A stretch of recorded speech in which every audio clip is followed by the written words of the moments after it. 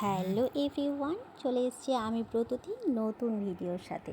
তোমরা সবাই কেমন আছো? গরমটা কিন্তু ভীষণ পরিমাণে পড়েছে, তাই তোমরা সবাই সাবধানে থেকো আর বেশি করে কিন্তু জল খেও। আমি জানো তো আগে একদম খুব কম জল খেতাম, তার জন্য বাবা মার কাছে ভীষণ বকা খেতাম। আমাদের বাড়িতে আমি সব থেকে কম জল খেতাম, তো সেই জন্য একবার আমার স্টোনও হয়েছিল, সেটার জন্য আমি অনেক কষ্ট পেয়েছিলাম। সেই যে ভয় পেয়েছিলাম, সেই ভয় থেকে কিন্তু আমি তারপরে জল খাওয়া প্রচণ্ড পরিমাণে বাড়িয়ে দিয়েছিলাম। সেই থেকে অভ্যেসটা যে হয়েছে, এখন কিন্তু বেশ ভালোই জল খাই। কিন্তু এত জল খাওয়ার পরও যেন ঘাম দিয়ে পুরো বেরিয়ে যাচ্ছে, শরীরে আরও জল দরকার। তাই তোমাদেরকে বললাম, গরমে কিন্তু সবাই সুস্থ থেকো। সকাল সকাল আমার রান্নাঘরে আমি কী ব্রেকফাস্ট বানাচ্ছি সেটাই তোমাদের সাথে শেয়ার করতে চলে এসেছি। আর এই গরমে কী যে বানাবো আর কী যে খাবো সেটাই কিন্তু ঠিক করতে করতে অর্ধেক সময় চলে যাচ্ছে।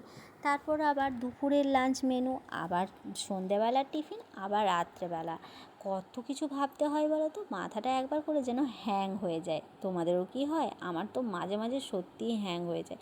তখন আবার মাকে ফোন করে বলি, মা ফ্রিজে এই আছে, তুমি বলে দাও কী কী রান্না করব। মা কিন্তু সব সময় বলে দেয়, ভীষণ হেল্প হয় এটাতে আমার। তো চলো, এই যে গল্প করতে করতে দেখতে পাচ্ছ টেবিলে খাবার নিয়ে চলেও এসেছি। ছেলেকে কিন্তু প্রথমেই সকালে উঠে ওকে ফ্রেশ করিয়ে খাইয়ে নিয়েছিলাম, কারণ ও কিন্তু খেতে অনেকটা টাইম লাগায় আর খাওয়ার সময় অনেক ঝামেলা। সেই জন্য আগে ভাবলাম ওকে খাইয়ে নিই, তারপরে শান্তি করে বসে আমরা দুজন খাবো। তো পাশে বসে শান্তি আর কোথায় পাবো? এখন তো বুঝতেই পারছো, পাশে বসে বকবকানি চলতেই থাকছে, কত রকম কথা, কত রকম কায়দা, এইসব চলতে থাকছে। ছুরিটা কখন হাত থেকে নেবে সেটাই ওর মাথায় কিন্তু ঘুরছে।